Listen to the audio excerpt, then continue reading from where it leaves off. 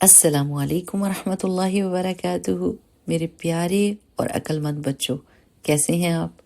میری دعا ہے کہ اللہ سبحانہ و تعالیٰ آپ کو بہترین کامیابی سے نوازے، اس دنیا میں بھی اور آخرت میں بھی، اور آپ سے اتنے اچھے کام لے کہ آپ ساری دنیا میں خیر پھیلائیں، آمین۔ بارک اللہ فیکم۔ چلیں آج کا سبق ہم شروع کرتے ہیں۔ آج ہماری سورۃ الہمزہ ختم ہو جائے گی، آخر کی دعا یاد کرنی ہے 8 اور 9۔ ٹھیک ہے پیارے بچوں، چلے شروع کرتے ہیں دعا کے ساتھ۔ نحمدہ ونصلی علی رسولہ الکریم، اما بعد فاعوذ باللہ من الشیطان الرجیم، بسم اللہ الرحمن الرحیم۔ رب اشرح لی صدری ویسر لی امری واحلل عقدۃ من لسانی یفقہوا قولی، ربنا زدنا علما، اللہم وفقنا لما تحب وترضى، آمین۔ اعوذ باللہ من الشیطان الرجیم، بسم اللہ الرحمن الرحیم۔ انہا بے شک وہ، یعنی وہ آگ، علیہم ان پر، مؤصدہ بند کی ہوئی ہے، فی عمدن ستونوں میں، ممددہ لمبے لمبے۔ اب اس کا رواں ترجمہ دیکھتے ہیں۔ وہ آگ ان پر ڈھانک کر بند کر دی جائے گی، اس حالت میں کہ وہ اونچے اونچے ستونوں میں ہوں گے۔ میرے پیارے بچوں، یہاں پر اللہ سبحانہ و تعالیٰ اس شخص کی سزا بتا رہے ہیں جو بہت خطرناک تھا اور نقصان دہ تھا دوسرے لوگوں کے لیے، جو دوسروں کے دلوں کو توڑتا تھا، ان کی بے عزتی کر کے لوگوں کے سامنے، اور جب وہ لوگ آس پاس نہیں ہوتے تھے تو ان کی غیبت کیا کرتا تھا۔ چونکہ وہ لوگوں کو تنگ کیا کرتا تھا تو وہی تنگی اس کے پاس واپس آئے گی۔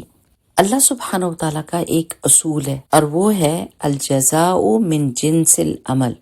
جیسا کام کسی نے کیا ہوگا ویسا ہی اس کو بدلہ ملے گا، یعنی اس کا مطلب ہے جو کوئی کرے گا وہ بھرے گا۔ اگر کوئی کسی کو تنگ کرے گا تو اس کی تنگی واپس اسی بندے کی طرف آئے گی۔ اگر وہ لوگوں کو تانا دے کر ان کی بے عزتی کرے گا تو وہی تانا اور بے عزتی اس کو واپس ملے گی۔ آپ نے ابو لہب کے بارے میں تو سنا ہوگا، اس کی بیوی بہت خوبصورت تھی اور بہت امیر تھی، اور اس کے گلے کے بیچ میں ایک موٹا سا سونے کا ہار ہوتا تھا جس کو پکڑ کے وہ کہا کرتی تھی کہ اگر اس ہار کو بھی مجھے بیچنا پڑا تاکہ میں محمد صلی اللہ علیہ وسلم کو تکلیف دے سکوں تو میں اس کو بیچ دوں گی۔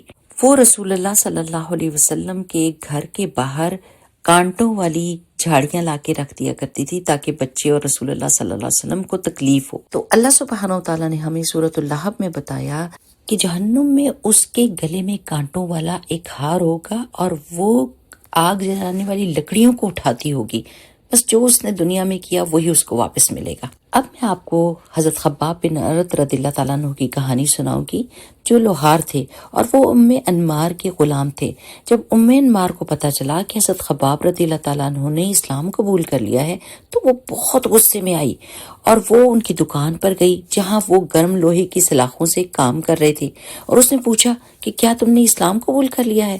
تو انہوں نے کہا ہاں، وہ اللہ کی وحدانیت اور محمد صلی اللہ علیہ وسلم کی رسالت پر ایمان لائے ہیں۔ اس پر اس نے غصے میں آ کر گرم سلاخ اٹھائی اور حضرت خباب رضی اللہ تعالیٰ عنہ کی کمر پر رکھ دی۔ ان کی چیخ دور تک سنائی دی گئی، مگر وہ گرم سلاخیں لگاتی رہی اور کہتی رہی کہ کہو کہ تم محمد صلی اللہ علیہ وسلم کا انکار کرتے ہو، اور وہ کہتے رہے کہ میں ان پر ایمان لایا ہوں۔ اس نے ان کو یہ سزا دی، اور آپ کو پتہ ہے کہ بعد میں کیا ہوا؟ ام انمار کے سر میں شدید درد شروع ہو گیا۔ اس نے سارے طبیبوں کو بلایا پاس اور دور سے، مگر آپ کو پتہ ہے کہ طبیبوں نے اس کو کیا بتایا کہ تمہارا علاج کیا ہے کہ گرم سلاخ اپنے ماتھے پہ لگاؤ گی تبھی تمہیں آرام آئے گا، اور آپ کو معلوم ہے اس نے ایسا کیا، اور اس کی چیخیں بالکل ویسے ہی دور دور تک سنائی دی گئیں جیسے حضرت خباب رضی اللہ تعالیٰ عنہ کی چیخ سنائی دی تھی۔ سبحان اللہ، جو اس نے کیا وہی اس کی طرف پلٹ کر آیا۔ پیارے بچوں، یاد رکھنے کی بات ہے کہ جب اللہ تعالیٰ قرآن پاک میں کسی جہنم کی سزا کے بارے میں ہم کو بتاتے ہیں تو اس کا مقصد یہ ہوتا ہے کہ ہم وہ کام نہ کریں اور اس سزا سے بچ جائیں۔ جیسے ہماری امی کبھی اگر کہتی ہیں کہ پڑھائی کرو ورنہ تم فیل ہو جاؤ گے، اس کا کیا مطلب ہے کہ ہماری امی یہ چاہتی ہیں کہ ہم فیل ہو جائیں؟